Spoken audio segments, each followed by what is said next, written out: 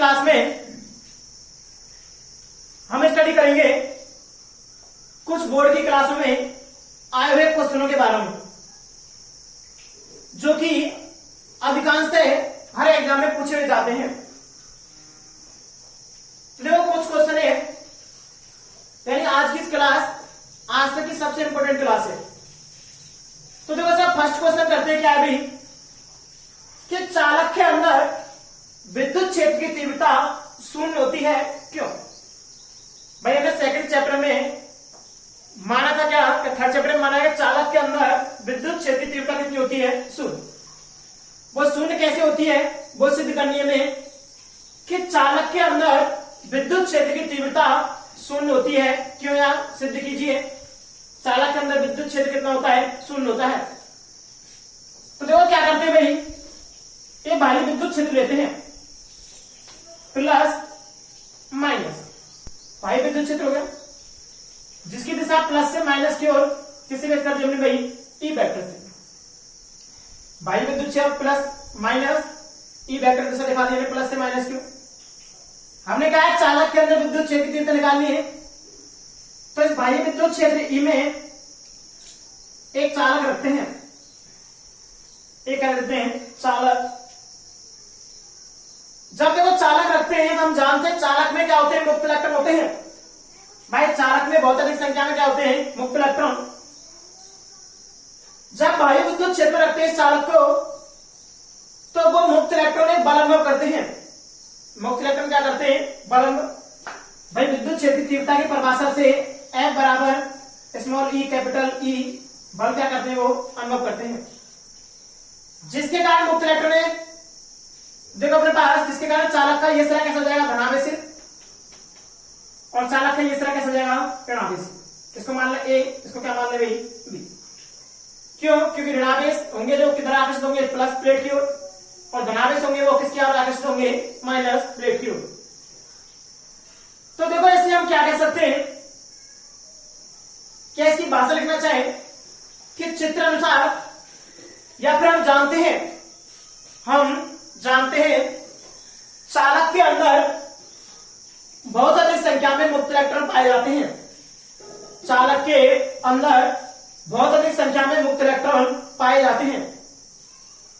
तो जब चालक को बाह्य विद्युत क्षेत्र में रखा जाता है, जब चालक को बाह्य विद्युत क्षेत्र में रखा जाता है, तो उसके अंदर उपस्थित मुक्त इलेक्ट्रॉन एक बल अनुभव करते हैं। F बराबर माइनस ई व्यक्त कर सकते हैं, या स्मॉल ई कैपिटल ई से व्यक्त कर सकते हैं। इतना बल अनुभव करते हैं जिसके कारण चालक का ए सिरा ऋणावेशित और बी सिरा कैसा हो जाता है? धनावेशित। चालक का ए सिरा ऋणावेशित तथा बी सिरा कैसा हो जाता है? धनावेशित, जिसके कारण इस चालक के अंदर एक विद्युत क्षेत्र उत्पन्न हो जाता है। भाई ये प्लस, दूसरी साइड क्या हो गया? माइनस। चालक के अंदर क्या हो गया? विद्युत क्षेत्र उत्पन्न हो जाता है, जिसे प्रेरित विद्युत क्षेत्र कहते हैं, ईपी वेक्टर। प्रेरित विद्युत क्षेत्र कहते हैं, ईपी वेक्टर से व्यक्त कर दिया, जिसकी दिशा देखो बाहरी विद्युत क्षेत्र के कैसे विपरीत है। ये दोनों आपस में दूसरे क्या कर देंगे? कैंसिल। ये दोनों एक दूसरे क्या कर देंगे? आपस में कैंसिल, जिसके कारण परिणामी विद्युत क्षेत्र कितना हो जाएगा? शून्य। तो चालक के अंदर विद्युत क्षेत्र की तीव्रता कितनी जाएगी? 0। और हमें यही सिद्ध करनी थी। अब देखो लिखना क्या है, हमें कैसे लिखना है यार, कि देखो कि हम जानते हैं चालक के अंदर बहुत अधिक संख्या में मुक्त इलेक्ट्रॉन पाए जाते हैं। जब चालक को बाह्य विद्युत क्षेत्र में रखा जाता है तो वो क्या करते हैं? बल अनुभव करते हैं। बल अनुभव करते हैं, जिसके कारण चालक का ए सिरा ऋणावेशित और बी सिरा कैसा हो जाता है? धनावेशित हो जाता है, जिसके कारण इस चालक के अंदर एक विद्युत क्षेत्र उत्पन्न हो जाता है। जिसके कारण इस चालक के अंदर क्या होता है? विद्युत क्षेत्र उत्पन्न हो जाता है, जिसे प्रेरित विद्युत क्षेत्र कहते हैं। जिसे क्या कहते हैं? प्रेरित विद्युत क्षेत्र, जिसकी दिशा इस बाह्य विद्युत क्षेत्र के कैसे विपरीत होती है, जिसके कारण बाह्य विद्युत क्षेत्र तथा प्रेरित विद्युत क्षेत्र परस्पर निरस्त हो जाते हैं, एक दूसरे को क्या कर देते हैं? कैंसिल, जिसके कारण परिणामी विद्युत क्षेत्र कितना होता है? शून्य होता है। इस प्रकार हम कह सकते हैं कि चालक के अंदर परिणामी विद्युत क्षेत्र की तीव्रता कितनी होती है? शून्य। तो ये था हमारा फर्स्ट क्वेश्चन। देखो 2 नंबर में राजस्थान बोर्ड के एग्जाम में आया हुआ क्वेश्चन है और ज्यादातर रिपीट होते हैं और बेसिक जानकारी के लिए भी जरूरी है। अब बात करें सेकंड क्वेश्चन की, तो देखो सेकंड क्वेश्चन क्या है,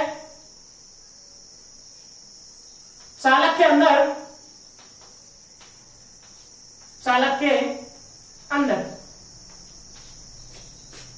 आवेश शून्य होता है। चालक के अंदर आवेश कितना होता है? शून्य होता है। क्यों? या फिर हमें सिद्ध करना है कि चालक के अंदर आवेश शून्य होता है, 0 होता है, वो हमें सिद्ध करना है। तो देखो क्या करते हैं भाई, हम गाउस का नियम पढ़ा सेकंड चैप्टर में, उससे निकालते हैं गाउस के नियम से। तो देखो भाई हम गाउस के नियम से जानते हैं कि फॉर्मूला क्या होता है, E vector dot D vector equal to Q अपन कितना होता है? Epsilon naught. यार पास बाकी ने गाउस के नियम से फॉर्मूला हो गया, E vector dot D vector equal to कितना होता है? Q upon epsilon naught. हम जानते हैं, अभी निकाला कि चालक के अंदर विद्युत क्षेत्र की तीव्रता कितनी होती है? शून्य। जानते हैं भाई चालक के अंदर विद्युत क्षेत्र की तीव्रता, चालक के अंदर विद्युत क्षेत्र की तीव्रता ई वेक्टर इक्वल टू कितनी होती है? 0 भी निकाली हमने, वैल्यू पुट करते हुए 0 इंटू डी इक्वल टू कितना हो जाएगा? Q upon epsilon naught. हमें क्यू की वैल्यू चाहिए भाई, Q upon epsilon naught equal to कितना जाएगा? 0। किसका मान चाहिए भाई? क्यू का, तो क्यू का मान कितना हो गया? 0। तो प्रूव हो गया कि चालक के अंदर जब विद्युत क्षेत्र की तीव्रता शून्य होती है तो उसके अंदर आवेश भी कैसा होता है? शून्य होता है। तो देखो गाउस का नियम भी हमें गाउस के नियम से जानते हैं, E vector dot D vector equal to कितना होता है? Q upon epsilon naught. चालक के अंदर आवेश निकालना है तो हम जानते हैं चालक के अंदर विद्युत क्षेत्र की तीव्रता कितनी होती है? ई वेक्टर बराबर 0 ज्ञात की थी हमने, ई की वैल्यू 0 पुट करते हैं तो 0 इंटू कितना जाएगा? डी वेक्टर बराबर कितना? Q upon epsilon naught. तो देखो ये कितना जाएगा? 0, तो Q upon epsilon naught equal to कितना बच गया? 0। तो क्यू बराबर कितना हो गया? 0। तो ये था सेकंड क्वेश्चन कि हमें सिद्ध करना है क्या कि चालक के अंदर आवेश कितना होता है भाई? शून्य होता है। अब देखो बात करेंगे भाई हम किसकी, अगले क्वेश्चन की, वो क्या है? देखो ये भी एक इंपॉर्टेंट क्वेश्चन है। क्या अगला क्वेश्चन क्या है भाई? क्वेश्चन नंबर 3, सिद्ध कीजिए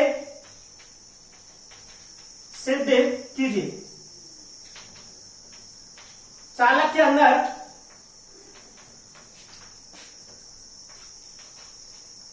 विद्युत विभव नियत होता है। सिद्ध कीजिए चालक के अंदर विद्युत विभव कितना होता है? नियत होता है। या फिर इसी क्वेश्चन को दूसरे तरीके से कह सकते हैं, देखो दूसरे से कैसे लिख सकते हैं इस क्वेश्चन को कि यदि चालक के अंदर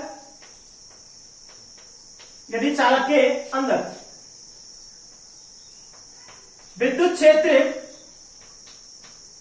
तथा आवेश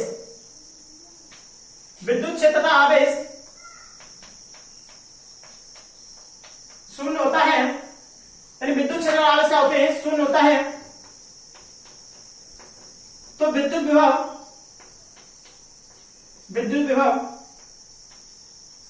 क्या होगा?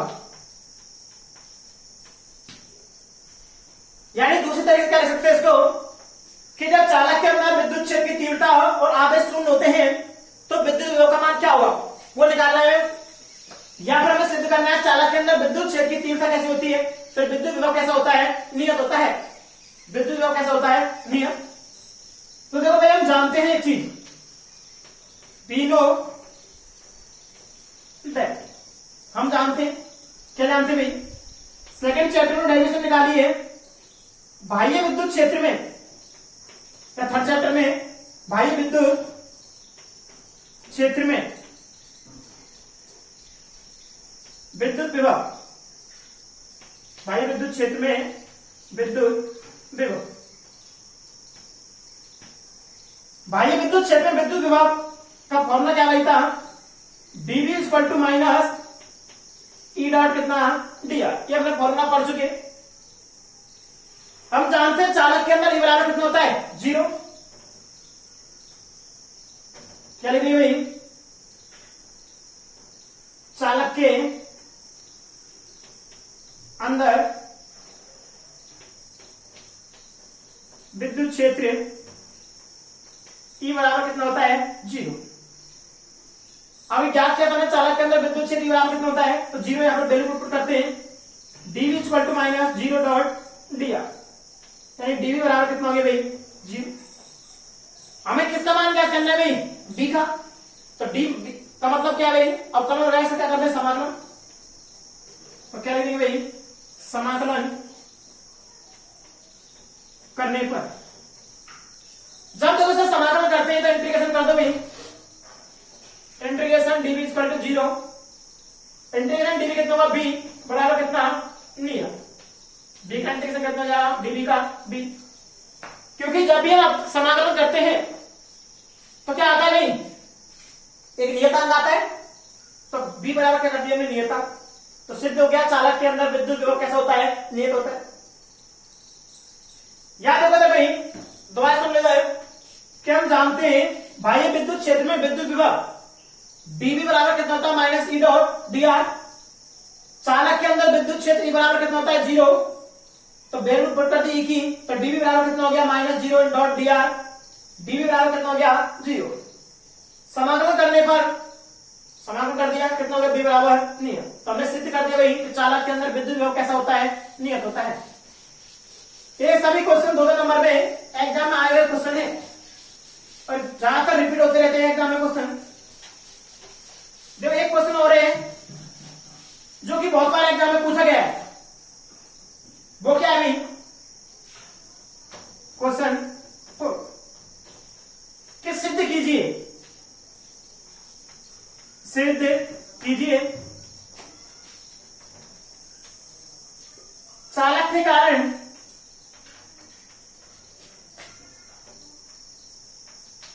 विद्युत क्षेत्र की तीव्रता, चालक के कारण विद्युत क्षेत्र की तीव्रता E vector equal to sigma upon epsilon naught N cap होती है। सिद्ध करना है हमें कि चालक के अंदर या चालक के कारण विद्युत क्षेत्र की तीव्रता कितनी होती है, ई बराबर सिग्मा अपॉन कितनी होती है, एप्सिलॉन नॉट। ये चालक के अंदर विद्युत क्षेत्र की तीव्रता कितनी होती है भाई, ई वेक्टर बराबर सिग्मा अपॉन कितनी होती है, एप्सिलॉन नॉट एन कैप। तो देखो क्या करते हैं भाई, एक गोलीय चालक लेते हैं,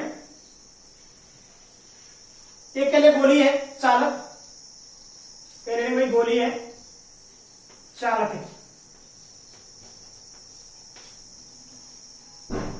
जिसके अंदर क्या लेते हैं भाई, एक अल्पांश भाग लेते हैं डी ए, सॉरी, जिसके अंदर क्या लेते हैं अल्पांश भाग डी ए, जिस पर आवेश कितना है भाई, डी क्यू। चालक है इसका मतलब प्लस क्यू आवेश टोटल। इसके अंदर क्या किया भाई हमने, एक अल्पांश भाग लिया डी ए, जिस पर आवेश कितना है, डी क्यू।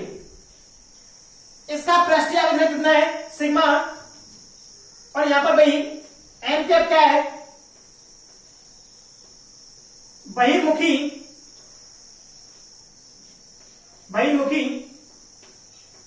एकांक सदिश। एन कैप क्या है भाई, बहिर्मुखी एकांक सदिश है, बाहर की क्या एकांक सदिश है। तो हमें सिद्ध करना है कि विद्युत क्षेत्र की तीव्रता कितनी होती है, ई बराबर सिग्मा अपॉन एप्सिलॉन नॉट कितनी होती है, एन कैप होती है। तो देखो जब भाई करते क्या है, क्या हम सबसे पहले अल्पांश भाग के लिए पृष्ठीय आवेश निकालते हैं, देखेंगे पृष्ठीय है,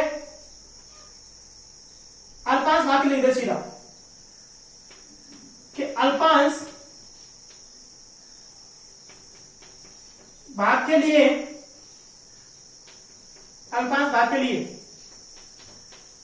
पृष्ठीय आवेश घनत्व, अल्पांश भाग के लिए पृष्ठीय आवेश कितना हुआ, सिग्मा बराबर dq अपॉन डी, क्योंकि सिग्मा बराबर कितना था, q अपॉन a होता है।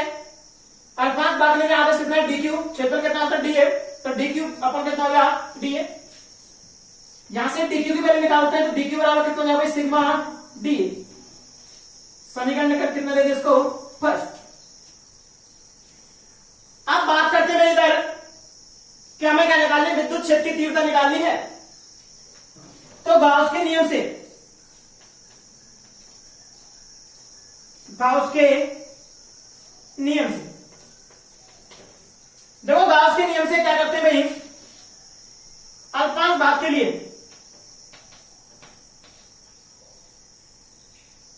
आप देखो ये अल्पांश भाग के लिए करते हैं, या गाउस के नियम से देखो कितना जाएगा भाई, ई डॉट कितना जाएगा, डी,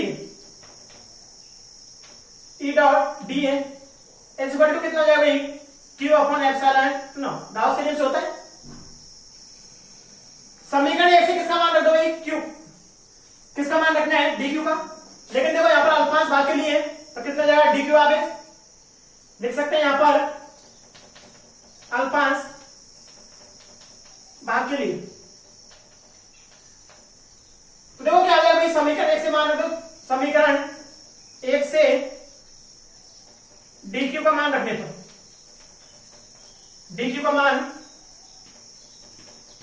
रखने पर देखो समीकरण एक से dq का मान रखते हैं, dq बराबर कितना, सिग्मा dA।